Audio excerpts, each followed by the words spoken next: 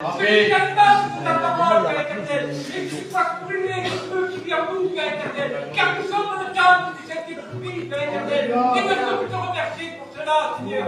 Oh Père, je te loue et te glorifie éternellement pour Jésus, et ce que nous sommes venus à travers ton vie, Père éternel, car tu nous as rachetés, Père éternel, nous étions dans les ténèbres, nous avons allé dans la lumière, à toi la gloire pour les siècles et les siècles. Amen. Amen. Seigneur Jésus, Père éternel, je viens avec un cœur humilié, Seigneur Jésus. Écoutez ta parole, Seigneur Jésus. Merci pour ton serviteur que tu as mis à part, Seigneur. Ouvre les cœurs, Seigneur. Ouvre les oreilles, Seigneur. À écouter ta bonne parole, Seigneur. Amen. Amen, amen. Gloire au Seigneur. Amen. J'aimerais dire quelque chose avant de prêcher la parole de Dieu. Alléluia. Je suis fou amoureux de Jésus-Christ. Combien sont amoureux de Christ? Amen. Son amour m'a percuté. Et à combien le Seigneur est bon. Alléluia. Combien on reçoit le Seigneur dans nos vies? Quand on reçoit le Seigneur dans nos vies, il nous bouleverse. Amen. Il devient le centre de nos vies. Et tout dépend de lui. Alléluia. Tout dépend de sa grâce. Je parlais avec un frère sur Christ. Et il m'a dit, mon frère, je l'ai partagé à l'océan de dimanche dernier, mon frère n'étudie pas Jésus comme un sujet à étudier, mais comme une personne à aimer. Amen. Et à combien plus on étudie Christ, et plus on est amoureux de lui. Amen. Alléluia. Plus on connaît, en ce qui le concerne, les mystères de sa parole, et plus il nous passionne, plus on est amoureux de lui. Amen. Ce soir, on va parler de Jésus-Christ. Amen. Amen. Mercredi dernier, on a vu le sacrifice de Jésus-Christ en relation avec l'agneau immolé, l'agneau pascal. Combien savent que la Bible est christocentrique? Amen. La Bible, Jésus est le centre de la Bible. Alléluia. Nous allons voir le sacrifice de Jésus, parce que je ne me lasserai pas de partager le sacrifice de Jésus-Christ. La parole de notre frère Elossé nous a impacté notre foi. Nous avons le feu, nous avons le bois, mais où est l'agneau? Je l'ai partagé à l'église l'autre fois. Où est l'agneau? Alléluia. Eh bien, on parle de l'agneau de Dieu ce soir. Amen. Amen. Nous allons voir qu'il y a un sacrifice dans la Bible qui représente le Seigneur Jésus-Christ. Tout est préfiguration de Christ dans l'Ancien Testament. Il est le centre de toutes choses. Et nous allons voir ensemble le Yom Kippour. Amen. Combien ont entendu parler de Yom Kippour? Le Yom Kippour, c'est la fête du grand pardon. C'est l'expiation des péchés. Amen. Amen. La parole expiation, elle se dit kafar en grec. Et ça veut dire couvrir, en hébreu, pardon. Couvrir par le sang, apaiser, pardonner. C'est comme si on jetait quelque chose sur le péché comme un drap qui attirait le regard de Dieu et qui annulait la colère de Dieu contre le pécheur. Est-ce qu'on reçoit cette parole du Seigneur? Amen. Ben, le Seigneur, c'est le sacrifice d'expiation par excellence. Amen. Le sacrifice de Jésus est celui qui expie le péché. D'une façon plus profonde que ceux de l'Ancien Testament. On va le voir ensemble dans la parole du Seigneur. C'est un peu comme la prédication de mercredi dernier, quand on mettait le sang de l'agneau sur les linteaux, quand Dieu voyait le sang, la mort passait par-dessus. Amen. Bien. Ben, la Bible dit dans Lévitique 16, et on va faire une lecture dans la parole, on va la faire pas à pas, alléluia, et on va découvrir ensemble ce sacrifice d'expiation. Dans Lévitique 16, on explique que pour l'expiation du péché d'Israël, il était nécessaire de prendre 2 boucs. Premièrement, un taureau et un bélier pour le sacrificateur, pour l'expiation de ses péchés. Mais on ne va pas parler du taureau et du bélier. On ne va pas parler de l'expiation du sacrificateur. On va parler de l'expiation pour le peuple d'Israël. Amen. Ces 2 boucs sont une préfiguration de notre Seigneur Jésus-Christ. 2 boucs, 2 aspects différents du sacrifice de Christ. Amen. Et 2 lieux où la victime expiée doit s'y rendre. Amen. On le voit dans la parole du Seigneur. Lévitique 16 au verset 5. Et il recevra de l'assemblée le sacrificateur de l'Assemblée d'Israël, 2 boucs pour le sacrifice d'expiation et un bélier pour l'Holocauste. Verset 7, il prendra les 2 boucs et il les placera devant l'Éternel à l'entrée de la tente d'assignation. Aaron jettera le sort sur les 2 boucs, un sort pour l'Éternel et un sort pour Azazel. Azazel, ça veut dire émissaire. Émissaire, c'est un missionnaire envoyé pour accomplir une mission secrète. Amen. On va y rentrer tout à l'heure. La Bible nous explique qu'il y a 2 boucs. On les présente devant l'Éternel et on jette le sort sur ces boucs-là. C'est-à-dire qu'il y a un bouc qui va être choisi pour être sacrifié à l'Éternel et il y a un autre bouc qui va avoir une autre conséquence. Quelque chose d'autre va l'attendre. On va le découvrir ensemble dans la parole. Amen. La Bible dit dans le verset 9 de Lévitique 16, Aaron fera approcher le bouc sur l'Éternel, le bouc sur lequel est tombé le sort pour l'Éternel, et il en fera le sacrifice d'expiation. Cette fois, la parole expiation dans Lévitique, c'est une autre parole que Moïse va employer. Ce n'est pas la parole kafar, mais c'est la parole tchata. Et cette parole, elle est plus centrée sur le péché. Péché, condition de péché, tout bien, culpabilité, châtiment de péché. Ce sacrifice-là, ce bouc-là, il est plus centré sur le châtiment. Amen. Et le bouc sur lequel est tombé le sort pour Azazel sera placé devant l'Éternel afin qu'il serve d'expiation et qu'il soit lâché dans le désert. Celui-là, quelque chose d'autre va l'attendre. Il va aller dans le désert. On va le voir dans la parole du Seigneur. On va premièrement se centrer sur le premier bouc. Celui qui est présenté devant l'Éternel et qu'on va sacrifier. Amen. Le bouc dans lequel la parole expiation qui s'attribue à lui, c'est la parole châtiment. On va voir l'aspect du sacrifice de Christ sous le châtiment. Combien savent que Jésus a été châtié pour chacun d'entre nous? Amen. Le Seigneur a reçu le châtiment qui nous donne la paix, la Bible dit. Alléluia. Au verset 15, Lévitique 16 va dire, il égorgera le bouc expiatoire pour le peuple. Il portera le sang, on va s'arrêter à chaque détail après. Il portera le sang au-delà du voile.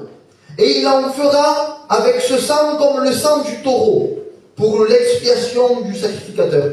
Il en fera l'aspersion sur le propitiatoire. Tout ça, c'est des détails importants dans lesquels on va s'arrêter ensemble. Amen.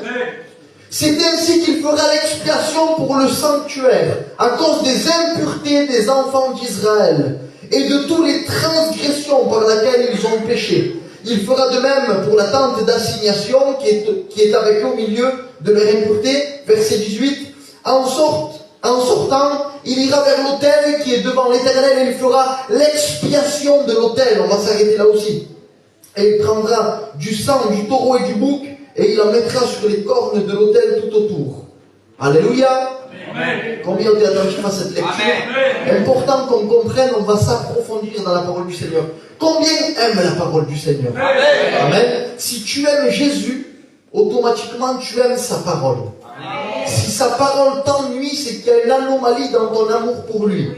Est-ce que tu reçois cette parole? Amen. Bien. Il dit premièrement que ce bouc-là, il est égorgé. Amen. Et ce bouc-là, on l'a vu la semaine dernière, c'est l'ombre des choses à venir. Amen. C'est une préfiguration de Christ. Amen. Ce bouc-là, le sang de ce bouc, la Bible dit dans Hébreux 10 au verset 4, que le sang de ce bouc n'a pas la possibilité d'ôter le péché. Amen. On l'a vu tout à l'heure. Il le couvre, kafar. Il couvre le péché, il n'ôte pas le péché. Il n'a pas la possibilité, écoute, de rendre parfait le pécheur. Amen. Amen. Mais ce bouc-là est une préfiguration du sacrifice de Christ qui, lui, a la possibilité d'ôter le péché. Amen. Amen. La Bible dit, alléluia, dans Hébreux 10, versets 4 et 5, c'est pourquoi au moment, parce que le sang des taureaux et des boucs ne peut pas enlever le péché, c'est pourquoi au moment où Christ va entrer dans le monde, il dit à Dieu, tu n'as voulu ni sacrifice ni offrande, mais tu m'as formé un corps. Le sang des boucs et des taureaux était insuffisant, était insatisfaisant par rapport au sang de Jésus-Christ. Amen. Amen. C'est pour ça que Dieu a formé le corps de Jésus-Christ. Le corps de Jésus-Christ avait 5 litres de sang qui était parfait, satisfaisant le Père. Écoute bien, le sang représente la vie de l'individu. Amen. Amen.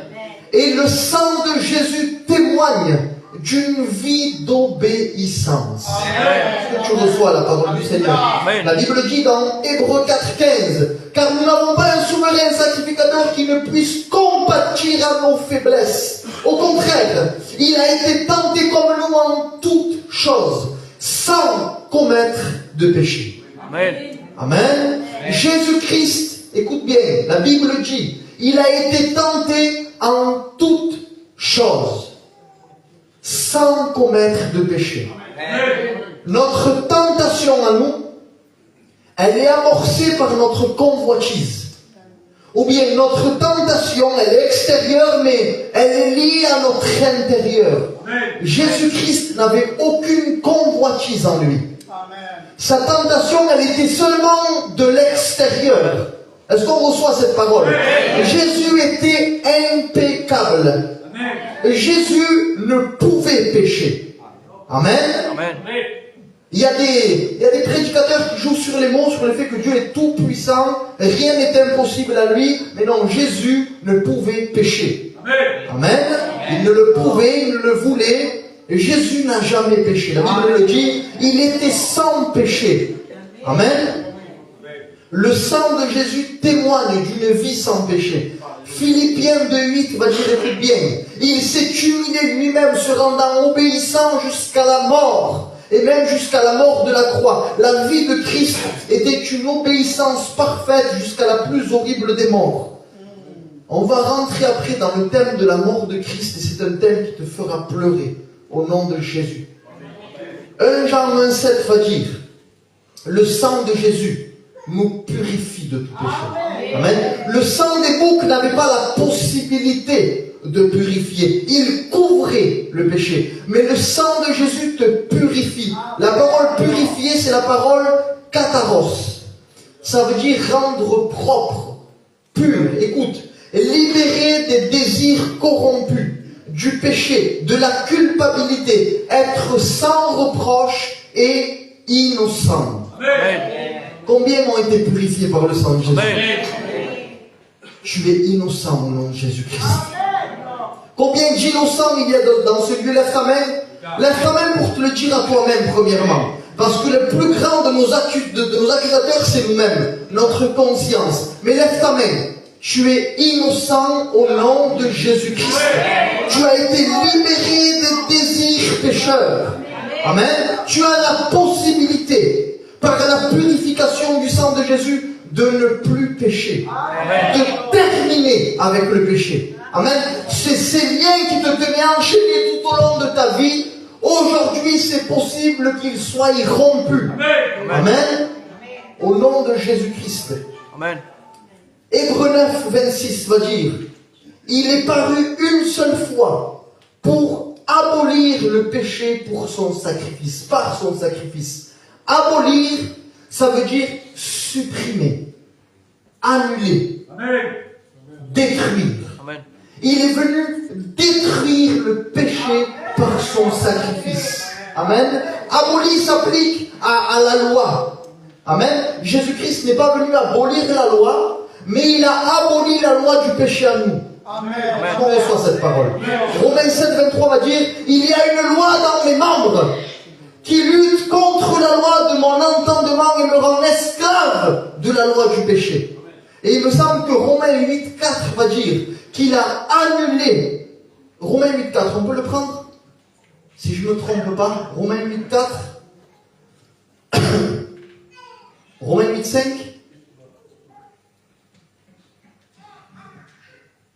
Romains 8, 6. Non, non, Makwalo. Mais c'est vers là. Romains 8, 3 peut-être. Aïe. Car chose impossible à la loi, parce que la chair la rendait sans force. Dieu a condamné le péché dans la chair, en envoyant à cause du péché son propre Fils dans une chair semblable à celle du péché. Le Seigneur, par son corps, par le sacrifice de son corps, comme on dit, il a rendu sans force, il a condamné le péché dans notre chair. Amen. Cette loi qui nous tenait dans l'esclavage par le sacrifice de Jésus-Christ, cette même loi est condamnée dans notre corps. Amen. On reçoit la parole du Seigneur. Amen. Dis Yassine. Le Seigneur a expié nos péchés, alléluia. Et nous allons voir ensemble les effets de cette purification.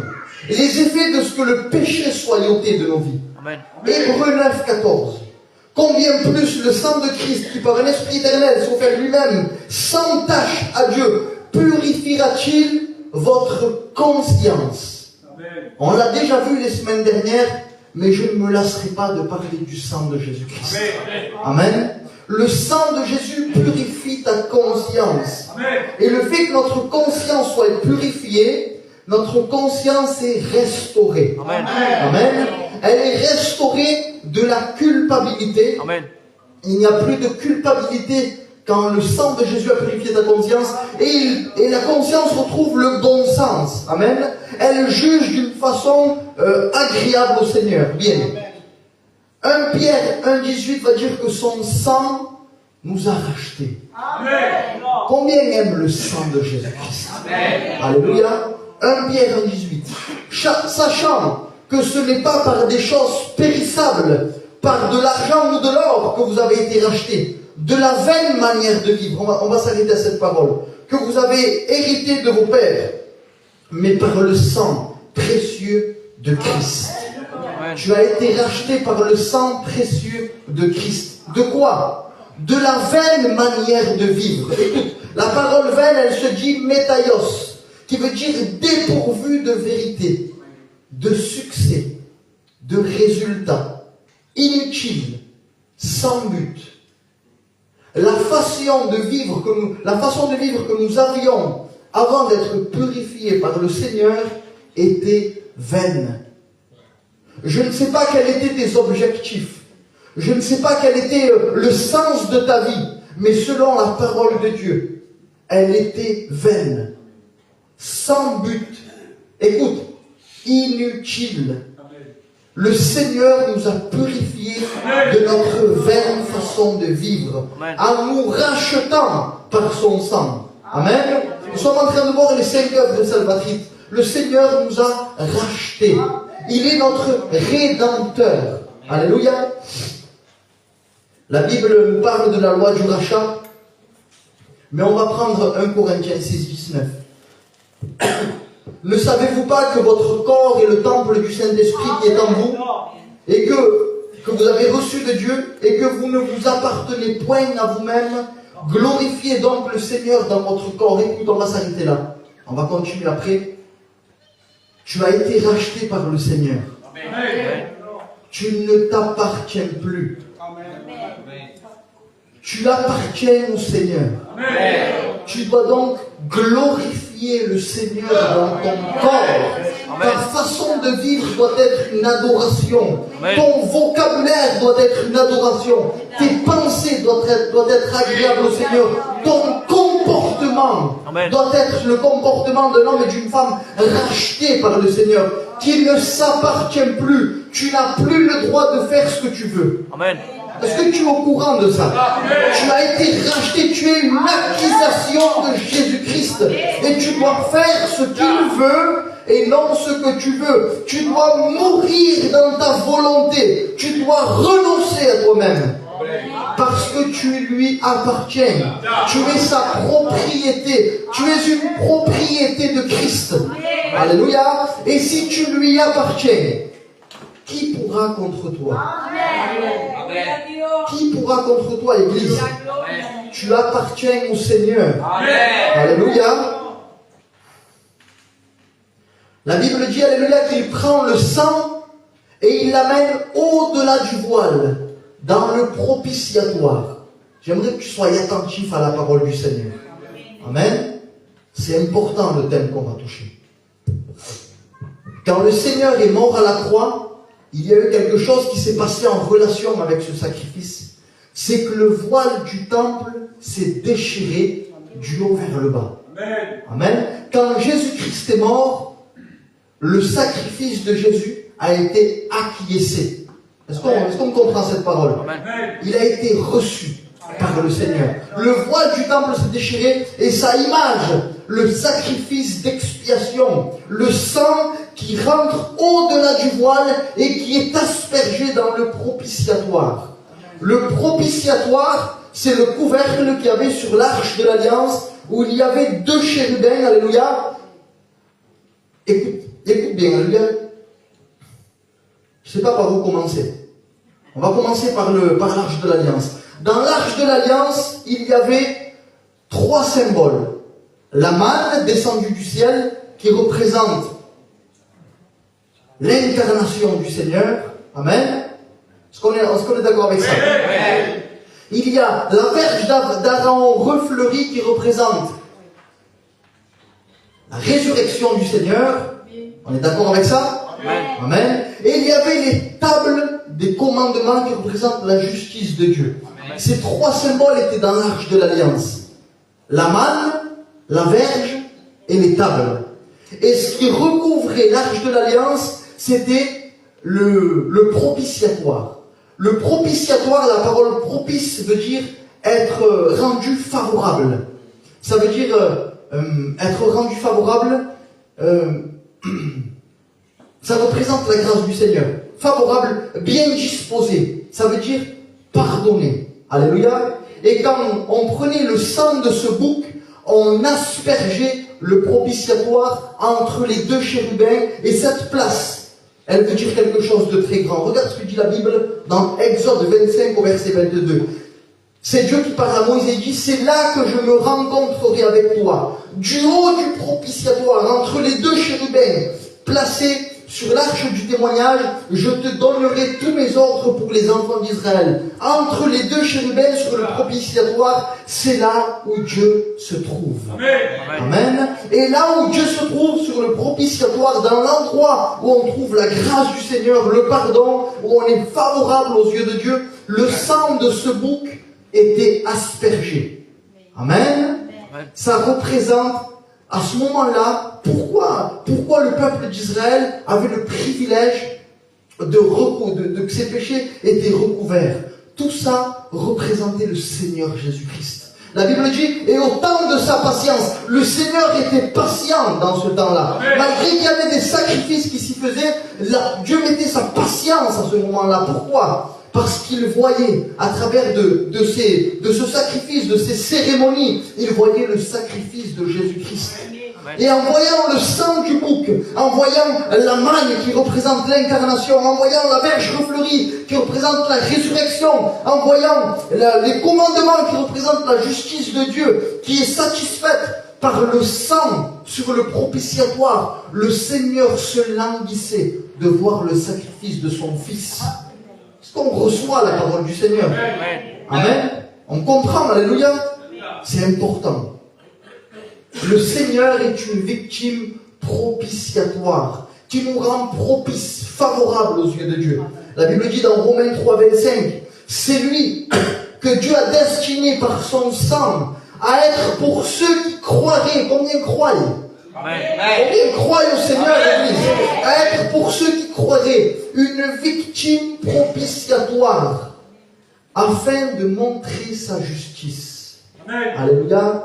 De montrer sa justice dans le temps présent de manière à être juste, tout en justifiant. Oui, parce que la grâce de Dieu, la faveur de Dieu, ce n'est pas une grâce et une faveur qui passe par-dessus, c'est pas la parole, je l'ai noté la parole, qui est indulgent.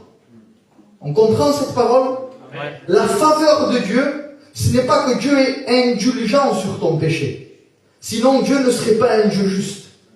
Tu reçois cette parole, tu ne peux pas vivre avec le Seigneur en vivant dans le péché.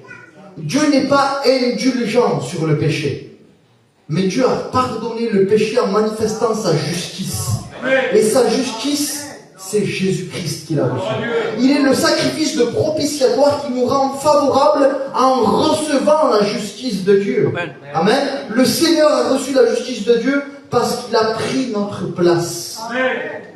Nous devions recevoir la justice de Dieu. Nous étions condamnables. Nous devions recevoir la colère du Seigneur. Mais il nous a enlevés. Il nous a donné la place de la propitiation, rendu propice, favorable, la grâce, le pardon, pour lui recevoir la justice, la colère du Seigneur. Et pourtant, la Bible dit, alléluia, dans 1 Pierre 2,24, il a porté lui-même nos péchés en son corps sur le bois. Il est le sacrifice de substitution. Il a pris notre place. Il a porté nos péchés en son corps. On va rentrer dans un mystère de la parole de Dieu. Quand on parle de Christ, on parle de Christ avec beaucoup d'humilité. Amen. Amen. L'apôtre Paul lui-même va dire, grand est le mystère de la piété. Amen. Et nous, les prédicateurs d'aujourd'hui, on invente. Lui qui a porté lui-même nos péchés en son corps. On va rentrer dans le corps de Christ. 2 Corinthiens 5, 21 va dire, celui qui n'a pas connu le péché, il l'a fait devenir péché pour nous, afin que nous devions en lui justice de Dieu. Alléluia. Écoute, le Seigneur, il n'a jamais péché. Amen. Dieu ne peut pas pécher. On comprend ça? Et Dieu ne peut avoir aucune relation avec le péché. C'est pour ça qu'il était l'importance de l'incarnation. Jésus-Christ s'est incarné pour pouvoir devenir semblable aux hommes et pour pouvoir s'identifier à l'homme. Amen. Pour pouvoir prendre nos péchés dans son corps. Pourquoi Jésus a pris une forme humaine? Pour pouvoir occuper notre place. Est-ce qu'on reçoit la parole du Seigneur? Amen. On le voit ensemble. On a passé la réconciliation, on va y revenir. Bien, on va le prendre. Colossiens 1, 21. Et vous qui étiez autrefois étrangers et ennemis par vos pensées et par vos mauvaises œuvres, il vous a maintenant réconciliés par sa mort dans le corps de sa chair. Le Seigneur nous a réconciliés, Église du Seigneur. Combien savent ce que ça veut dire réconcilier? Réconcilier, ça veut dire restaurer une relation. Et combien d'enfants de Dieu qui ont été réconciliés par le sacrifice de Jésus-Christ se privent d'une relation avec le Seigneur? Si c'est pour ça que le Seigneur est mort à la croix, pour nous réconcilier, pour qu'on ait relation avec lui, mais nous nous contentons de réunion. Amen. Combien savent que la parole de Dieu est vérité? Amen. On prêche la vérité. Amen. Et on prêche la vérité non pour accuser, mais pour qu'on puisse prendre conscience. Le Seigneur n'est pas mort à la croix pour qu'on assiste à 3 réunions par mois, par semaine. Amen. Le Seigneur n'est pas mort à la croix pour qu'on chante des louanges dans notre voiture et pour qu'on prie au travail. Le Seigneur est mort à la croix pour qu'on ait une intimité avec lui.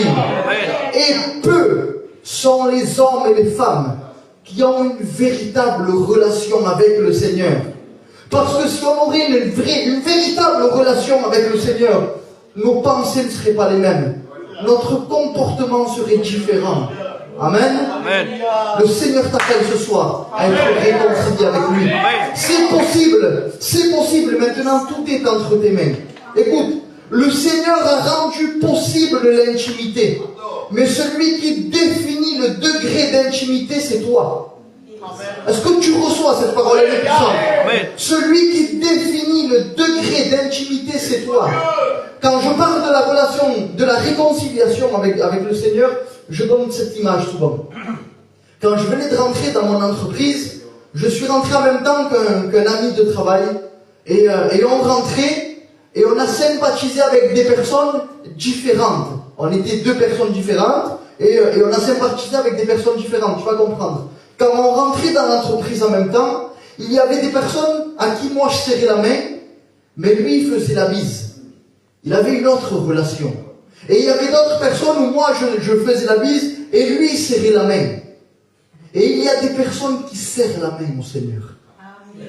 Il y a d'autres personnes qui font la bise au Seigneur. Il y en a d'autres qui le prennent dans les bras et qui pleurent dans sa présence. Quel est ton degré de relation avec le Seigneur? Ce n'est pas les années de conversion qui définissent ton degré de relation. Il y a des personnes qui ont 20, 30 ans de réunion et malheureusement devant le Seigneur, il lui serre la main. Amen. Au nom de Jésus-Christ. Nous allons maintenant parler. On a compris le sacrifice de. Ah ben on a compris le sacrifice de Jésus. Bah, Seigneur. Est-ce qu'on a compris ce que je viens de dire? Amen. Jésus est celui qui a souffert pour chacun d'entre nous. Il a pris notre place. Il a opéré les 5 œuvres salvatrices. Amen. Le Seigneur est celui qui a souffert à la croix. Mais nous allons voir un autre aspect du sacrifice de Christ qui n'a pas ça, je vais le dire, à qui on ne donne pas assez de valeur. On va le voir ensemble. J'ai acheté un livre qui m'a été conseillé par le frère Vicky. C'est la Christologie de Henri Blocher. Et Henri Blocher parle bien de ça. Un autre serviteur, je vous ai dit, on n'invente rien. Un autre théologien, Luis Carvalhosa, il parle bien de ce thème-là aussi. Et on est partisan de quelques interprétations. Et en tant qu'amoureux du Seigneur, amen, malgré ma petitesse en ce qui concerne la connaissance, je vais quand même te partager de ma partisation en ce qui concerne ce thème. On va parler du bouc émissaire. Amen. Le bouc émissaire, c'est un bouc, on va le voir ensemble, dans Lévitique 16-20, il dit ainsi. Merci tonton de témoigner avec le roman.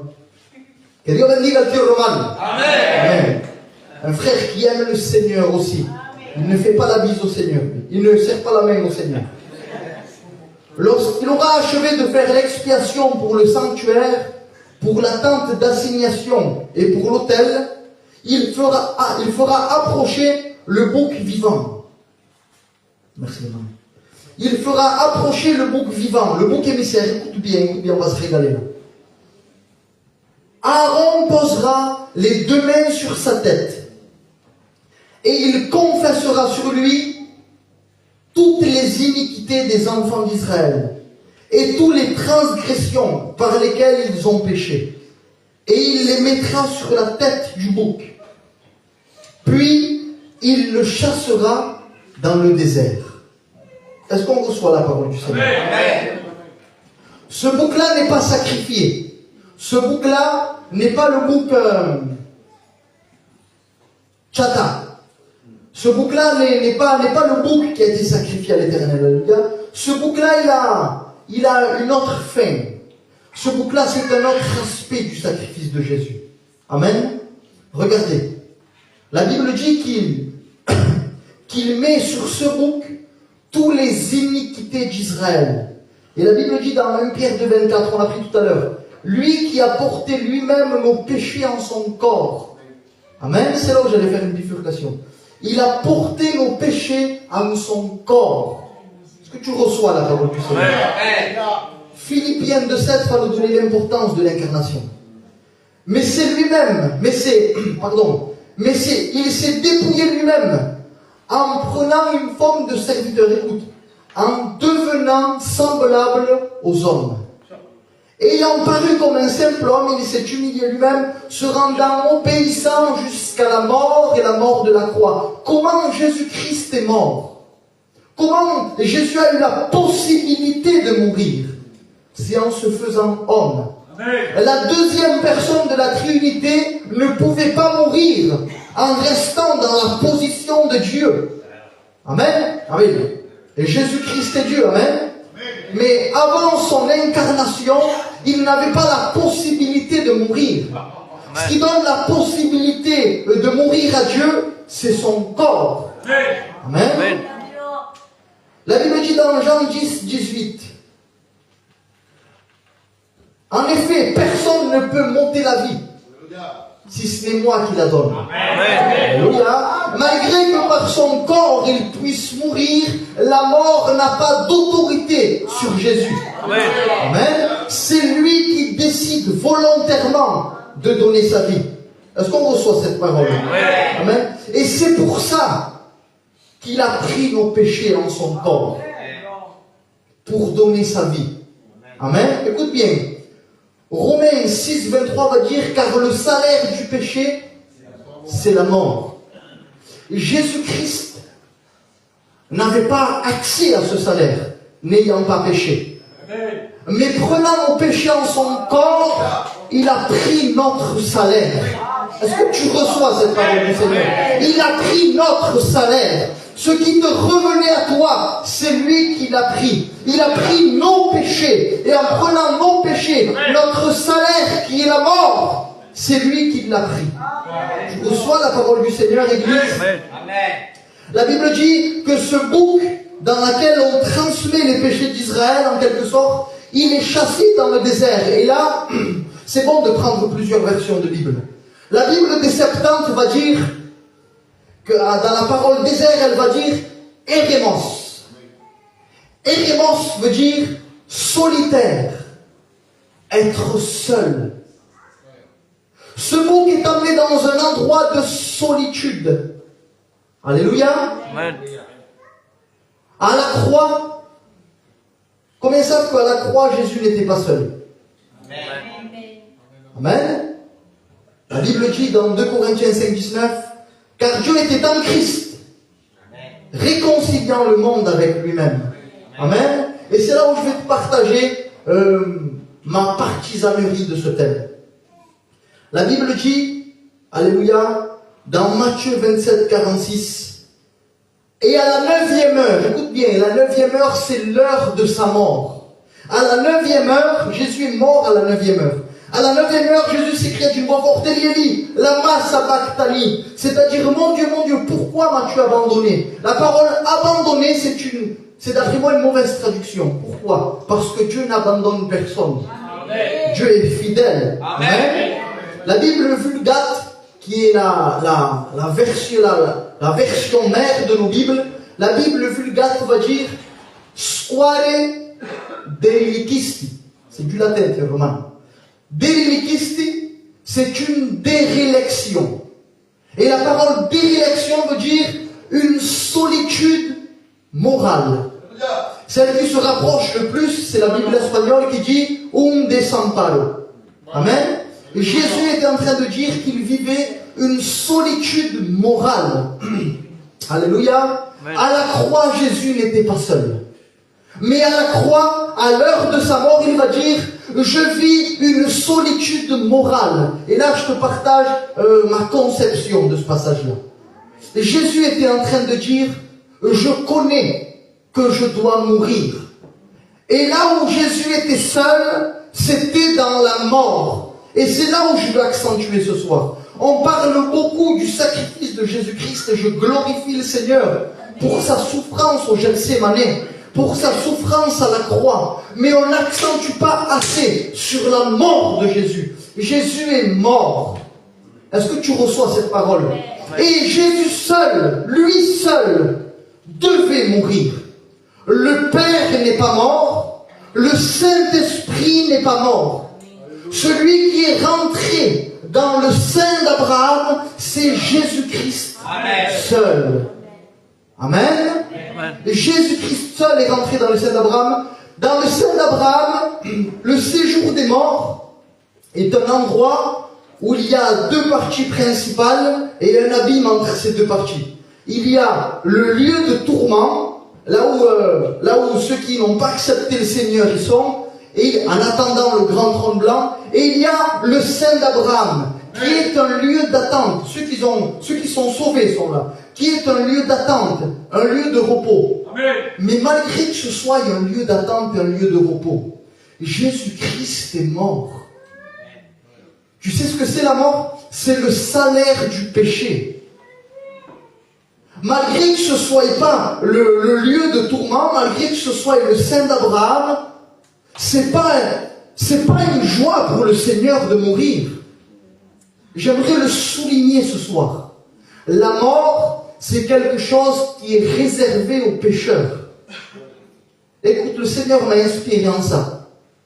Si la croix était un tribunal où Jésus occupait la place du coupable, la mort est une condamnation pénale, où Jésus est avec les condamnés. Est-ce que tu reçois la parole du Seigneur? Jésus-Christ était dans le sein d'Abraham. Jésus-Christ est mort pour chacun d'entre nous. Amen. Amen. Glorifions le Seigneur pour sa mort. J'aimerais qu'on prenne conscience. Je souligne parce que c'est peu de fois que c'est prêché. Dans toutes nos églises, on parle de la mort de Jésus, mais on parle plus souvent de son sacrifice. Jésus est mort durant 3 jours. Amen. Amen. Et dans le séjour des morts, le prophète Osée va imager. Et c'est 1 Corinthiens 15, Paul qui va reprendre la parole du prophète Osée.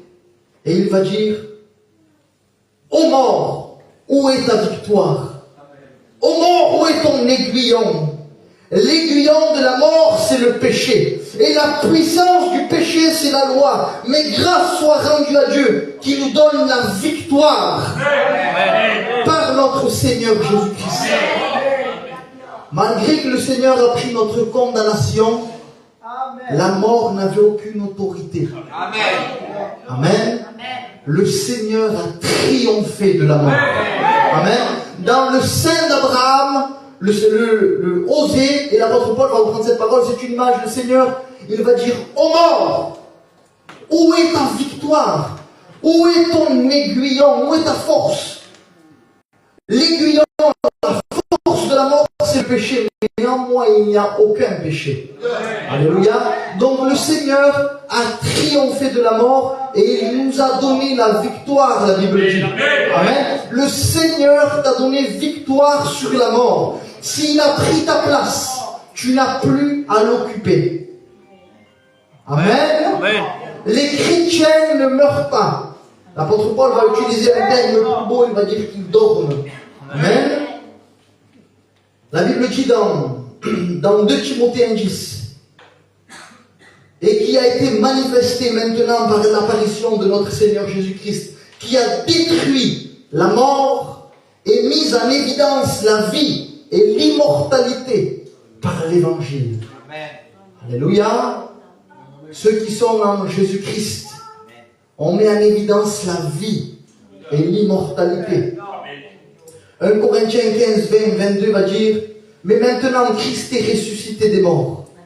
Il est les prémices de ceux qui sont morts. Car puisque la mort est venue par un homme, c'est aussi par un homme qu'est venue la résurrection des morts.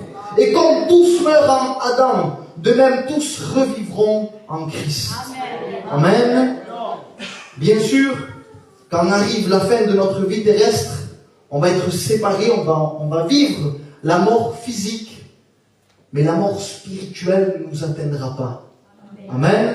Nous serons dans un lieu d'attente en attendant la rémission de notre corps. Alléluia. En attendant la résurrection et la glorification. C'est une espérance pour nous les chrétiens. Vous savez, il y a des chrétiens qui ont peur de la mort et qui sont même oppressés. Oppressés par un sentiment de peur. Mais j'aimerais te dire que Jésus-Christ a pris ta place. Amen. Jésus-Christ a payé pour toi. Et si le Seigneur tarde à venir, tu seras dans l'attente de la résurrection. Pour revêtir le corps glorieux. Et la Bible dit voir face à face le Seigneur. Combien attendent le retour de Christ? Amen. Eh bien, on verra, je pense que mercredi prochain, on touchera sur la glorification. On rentrera dans 1 Corinthiens 15. On parlera du tribunal de Christ, si Dieu le permet. Amen. Un thème merveilleux. Combien aiment Jésus-Christ? Jusqu'ici, la parole du Seigneur, Église. Combien veulent prier le Seigneur avec moi? Amen. On se présente devant le Seigneur. Nous avons parlé du sacrifice de Jésus-Christ. Nous avons parlé du sacrifice d'expiation. Le bouc qui a souffert le sacrifice, le châtiment, et le bouc qui a été laissé seul. Nous avons parlé de la souffrance du Christ à la croix. Et nous avons parlé de la mort de Christ dans le sein d'Abraham. Et ça a été pour toi, Église de Dieu. J'aimerais faire un appel.